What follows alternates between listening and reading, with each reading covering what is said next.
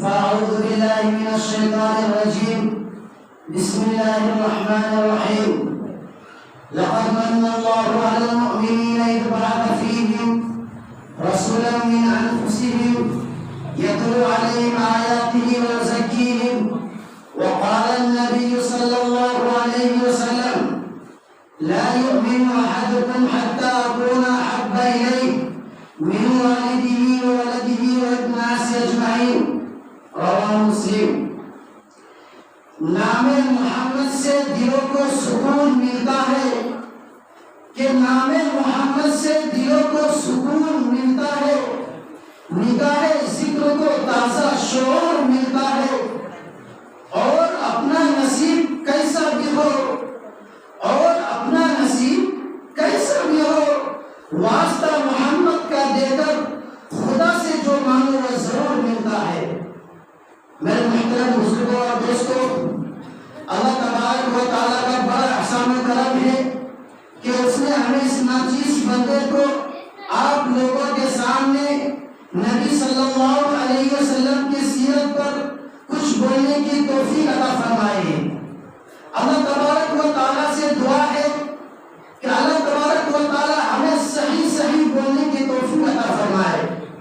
تو میرے محترم بزرگوں اور دوستوں، میں سب سے پہلے آپ حضرات سے اس شان اقدس پر یعنی حضور پاک صلی اللہ علیہ وسلم کے اقدس پر درود پاک کا نذرانہ پیش کروں کہ جو اٹھے تو آسمان کو بلندی مل جائے، جو بیٹھے تو دھرتی کو سکون مل جائے، جو مسکراتے تو ستارے چمکنے لگے، جو بولے تو انادل چہکنے لگے، ارے جس کے لباس کی یاد آئے قرآن یہ آیت بن جائے، جو چادر اوڑھ کر آ جائے تو قرآن پکار اٹھے یا ایھا المزمل، جو کملی اوڑھ کر آ جائے تو قرآن پکار اٹھے یا ایھا المدثر، جو عابد بھی ہو اور مجاہد بھی ہو، جو رازدار فقر و غنی بھی ہو، جو تاجدار جود و سخا بھی ہو، ارے جس کی تلاش سے صبح کو سویرا ملے، جس کی زلفوں کی مستی سے راتوں کو اندھیرا ملے، جس کی شبنم سے جنت مچلنے لگے، جس کے غصہ سے جہنم ابلنے لگے، ارے جس کے قدم اٹھے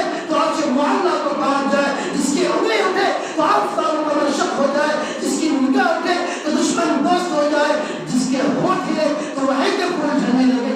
اللہم صلی وسلم دائما ابدا علی حبیبک خیر الخلق کلہم۔ میرے محترم بزرگوں اور دوستوں، حضور صلی اللہ علیہ وسلم کے سیرت کے مختلف اور بے شمار پہلو ہیں۔ آپ کی سیرت کا ایک پہلو ہے جس کو رب کائنات نے عرش پر لکھ کر بیان کیا، آپ کی سیرت کا ایک پہلو ہے جس کو جبرائیل نے شب معراج میں بیان کیا، آپ کی سیرت کا ایک پہلو ہے جس کو عزال میں عالم دنیا میں بیان کیا، آپ کی سیرت کا ایک پہلو ہے جس کو حضرت آدم نے اپنی وصیت میں بیان کیا، آپ کی سیرت کا ایک پہلو ہے جس کو حضرت موسیٰ نے اپنی بشارتوں میں بیان کیا، آپ کی سیرت کا ایک پہلو ہے جس کو حضرت عیسیٰ نے اپنی دعا میں بیان کیا، آپ کی سیرت کا ایک پہلو ہے جس کو حضرت آمن نے کر بیان کیا کہ جب سے بچہ پیٹ میں آیا ہے میں چلتی ہوں تو درد جھک کر سلام کرتا ہے، کنویں میں پانی لانے جاتی ہوں تو پانی کنویں کے منڈے تک آ جایا کرتا ہے، اگر کوئی روڑا پتھر زیر قدم آتا ہے تو وہی کی طرف نرم ہو جایا کرتا ہے۔ آپ کی سیرت کا ایک پہلو ہے کہ جب آپ تاریخ کے کمرے میں تبسم فرماتے ہیں تو ہم عائشہ کو تشویش مل جاتی ہے۔ آپ کی سیرت کا ایک پہلو ہے کہ جب آپ چاند کی طرف اشارہ کرتے ہیں تو چاند شق ہو جاتا ہے۔ آپ کی سیرت کا ایک پہلو ہے جس کو ابو جہل کے ہاتھ میں کنکروں نے بیان کیا۔ عزیزان ملت، میں نے جتنی سرخیاں بیان کی ہیں نا وہ صرف قرآن پاک کی کسی آیت کا ترجمہ یا حدیث کا مفہوم ہوگا۔ حاضرین مجلس، ایک بات پہل کی بات ہے کہ ہر نبی کی سیرت، عادت، تعلیم و تربیت اور حسن اخلاق کا آغاز ان کی پیدائش کے بعد ہوتا ہے، لیکن میرے مسلمانوں، دریا دائمی والا قربان ہو جائے محمد صلی اللہ علیہ وسلم پر کہ آپ کی پیدائش بعد میں ہوئی لیکن آپ کی سیرت کا آغاز پہلے ہوتا ہے۔ چنانچہ خالق ارض و سما نے اس وقت جزا کیا کب؟ جب آدم نہ تھے، شجر و حجر نہ تھے، زمین و آسمان نہ تھی، شمس و قمر نہ تھے، جبل و جبال نہ تھے، جلسے کا نام دیا اسلام نبی صلی اللہ علیہ وسلم، جلسے کا خود سامعین حضرات، انبیاء علیہ الصلوۃ والسلام کی مقدس روایت قرآن مجید میں جلسے کی عکاسی سے کیے.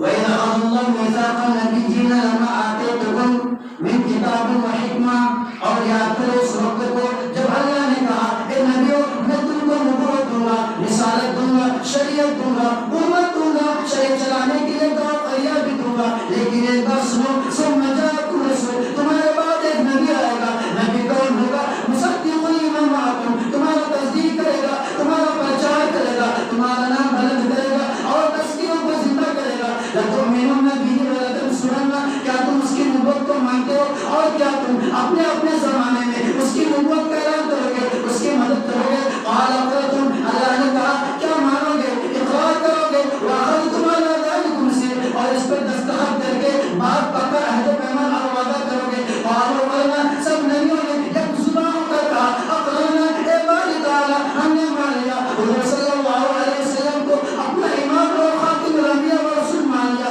تو اللہ نے کہا فاشہدوا، سائن کرو، اپنا دستخط کرو، وَأَنَا مَعَكُم مِّنَ الشَّاهِدِينَ، اور میں بھی اپنا دستخط کر کے اس بات کو اور مضبوط کر دیتا ہوں. میرے محترم بزرگوں اور دوستو، میں پریشان ہوں، ششدر ہوں اس بات پر کہ اللہ پاک تو بہت وسیع ہے، اللہ پاک تو بہت کشادہ ہے، لیکن اس کے بعد احسان جتا رہا ہے. حالانکہ توریت نازل کیا، احسان نہیں جتلایا، انجیل نازل کیا، احسان نہیں جتلایا، زبور نازل کیا، احسان نہیں جتلایا، قرآن جیسی کتاب نازل کیا، احسان نہیں جتلایا، بے شمار صحیفے نازل کیا، احسان نہیں جتلایا، اپنا آخر مخلوقات کو پیدا کیا اور گرایا مگر احسان نہیں جتلایا، سمندر پیدا کیا، احسان نہیں جتلایا، آدم کو عظمت دی، احسان نہیں جتلایا، نوح کو طوفان سے بچایا، احسان نہیں جتلایا، ابراہیم کو آگ سے بچایا، احسان نہیں جتلایا، عیسیٰ کو سونے سے بچایا مگر احسان نہیں جتلایا، اسماعیل کو چھری سے بچایا مگر احسان نہیں جتلایا. اے انسان تجھے پیدا کیا، احسان نہیں جتلایا، تیری آنکھ کو بنایا، تجھے کام دیا، سننے کے لیے ناک دیا، چڑھنے کے لیے زبان دیا، چلنے کے لیے پاؤں دیا، چھونے کے لیے ہاتھ دیا مگر احسان نہیں جتلایا. مجھے کہنے دیجیے کائنات کا ذرہ ذرہ تیرے قدموں میں رکھ دیا مگر کوئی احسان نہیں جتلایا. لیکن جب میرے نبی کی تخلیق کی بات ہے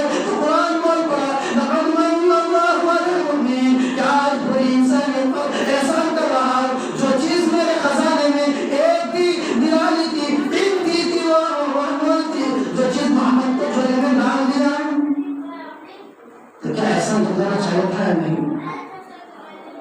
میرے محترم بزرگوں اور دوستو، تاریخ کے پڑھنے والوں نے پڑھا ہوگا، نئی اور پرانی داستانوں کے سننے والوں نے سنا ہوگا کہ ثابت اور مقدم سیبے سالار، ثابت اور مقدم فرما روا ایسے ہوتے تھے جو اینٹ کا جواب پتھر سے دیتے تھے. اے تاریخ تجھے تیری صداقت کی قسم، اے انقلاب توبہ تجھے تیرا انصاف کا واسطہ، بتا ان فرما روانوں میں ایسا فرما روا بھی گزرا ہے جس نے پتھر برسانے والے کو پھول پیش کی ہو، جس نے گائے دینے والے کو دعائیں کی ہو. اے تاریخ تو خاموش ہو، اے انقلاب توبہ تو جواب کیوں نہیں دیتا؟ اے گردش زمانہ تو چپ کیوں ہے؟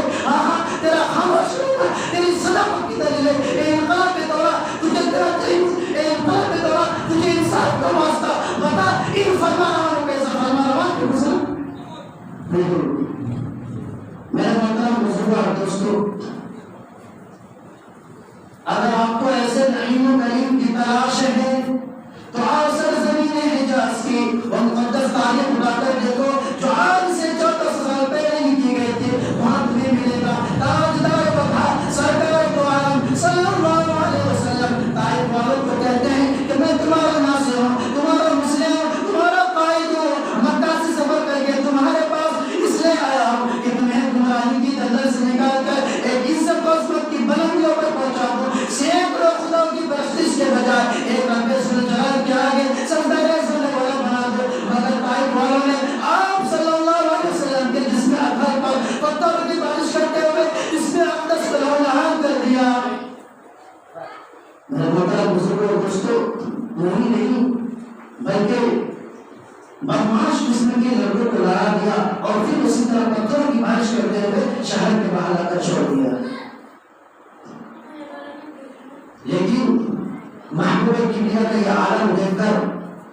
و سما، بحر و بر، شجر و حجر سب کانپ اٹھتے ہیں، ملائکہ اور فرشتے چیخ اٹھتے ہیں، اے رب العالمین آپ کی یہ محبوب کی حالت ہم سے برداشت نہیں ہوتی۔ آخر اس خالق مالک بحر و بر، شمس و قمر، رب العزت یعنی عزت کے رب، اس کے مالک کو جوش آتا ہے، پہاڑ کے فرشتوں کو حکم ہوتا ہے کہ جاؤ جس طرح ممکن ہو میرے محبوب کی پسندیدہ سامان کرو۔ پہاڑ کے فرشتے حاضر ہوتے ہیں، عرض کرتے ہیں یا رسول اللہ اجازت دیجیے کہ ان بدبختوں کو دونوں پہاڑوں کے درمیان پیس کر رکھ دیں۔ ہوا کے فرشتے حاضر ہوتے ہیں، عرض کرتے ہیں یا رسول اللہ آپ اجازت کو دیجیے، آپ حکم کو دیجیے کہ ان کی نسلیں اکھڑ جائیں، ان کی نسلیں تباہ و برباد ہو جائیں۔ لیکن میرے محترم بزرگوں اور دوستوں، میرے نبی نے کیا فرمایا؟ پہاڑ کے فرشتے کی بات سن کر، ہوا کے فرشتوں کی بات سن کر میرے آقا اور آپ کے آقا جناب محمد رسول اللہ صلی اللہ علیہ وسلم نے میٹھی آواز سے کہا اے فرشتے میں اس دنیا میں رحمت للعالمین بن کر آیا ہوں، میں بھی رحمت للعالمین بن کر آیا ہوں۔ اس لیے میں مسلمانوں محترم بزرگوں اور دوستوں ٹائم بہت کم ہے، میں اپنی بات کو ختم کرتا ہوں۔ وآخر دعوانا